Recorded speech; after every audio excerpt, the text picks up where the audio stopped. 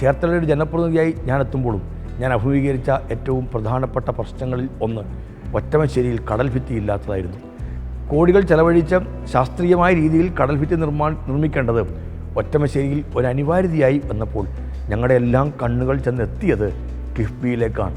29 കോടി രൂപ മുതൽ പണം മുടക്കി ടെട്രാപോഡുകൾ നിരത്തി ആധുനിക രീതിയിൽ ഒറ്റമശ്ശേരിയിൽ കടൽ ഭിത്തിയുടെ നിർമ്മാണത്തിലേക്ക് നീങ്ങുന്നു എന്നുള്ളത് തീരത്തെ ജനതയ്ക്കുണ്ടാക്കുന്ന സന്തോഷവും തീരത്തെ ജനതയ്ക്കുണ്ടാക്കുന്ന സംതൃപ്തിയും ചെറുതല്ല എന്ന് പറയട്ടെ.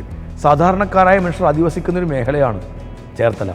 അവരെല്ലാം ചികിത്സയ്ക്കായി ആശ്രയിക്കുന്ന ഏറ്റവും പ്രധാനപ്പെട്ട ഒരു കേന്ദ്രമാണ് ചേർത്തല താലൂക്ക് ആശുപത്രി. ആധുനിക സംവിധാനങ്ങൾ, പുത്തൻ കെട്ടിടങ്ങൾ ഒന്നുമില്ലാത്തതിൻ്റെ പേരിൽ വീർപ്പ് മുട്ടിയിരുന്ന ബുദ്ധിമുട്ടിലായിരുന്ന ചേർത്തല ആശുപത്രിക്ക് ശാപമോക്ഷം ലഭിച്ചത് കിഫ്ബിയിലൂടെ അവിടേക്ക് പദ്ധതികൾ ഒഴുകിയെത്തി എന്നതിൻ്റെ അടിസ്ഥാനത്തിലാണ്. 6 നിലകളിലുള്ള വലിയൊരു കെട്ടിടമാണ് ഇപ്പോൾ പണി പൂർത്തിയായിക്കൊണ്ടിരിക്കുന്നത്. നിരവധിയായ കോടികളാണ്, 70 കോടിക്കപ്പുറത്തേക്കുള്ള തുകയാണ് അതിനായി നീക്കിവച്ചിരിക്കുന്നത്. ആ പണി ഇപ്പോൾ ഏതാണ്ട് പൂർണ്ണതയിലേക്ക് എത്തുകയുമാണ്. തോടുകളാൽ പാലങ്ങളാൽ സമ്പന്നമാണ്, സമൃദ്ധമാണ് ചേർത്തല. പല പാലങ്ങളും കാലപ്പഴക്കത്താൽ പ്രതിസന്ധികളെ നേരിടുന്നു.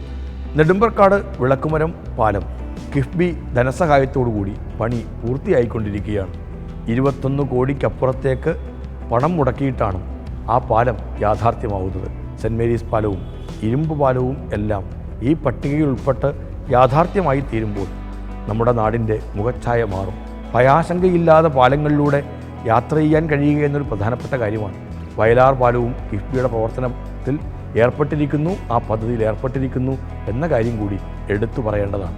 Cherthala government girls high school, Sreenarayana ഗുരു memorial boys higher secondary school, Cherthala south government higher secondary school, Charamangalam DVHSS, എണ്ണം പറഞ്ഞ പ്രധാനപ്പെട്ട ഈ സ്കൂളുകളുടെ എല്ലാം കെട്ടിടങ്ങൾ ഇന്ന് ആകാശത്തോളം മുട്ടിനിൽക്കുന്ന തരത്തിൽ ഏറ്റവും വമ്പൻ കെട്ടിടങ്ങൾ, സൗകര്യങ്ങളെല്ലാം ഉണ്ടായിത്തീർന്നതിൻ്റെ പിന്നിൽ കിഫ്ബിയുടെ സാമ്പത്തിക സഹായം തന്നെയാണ്.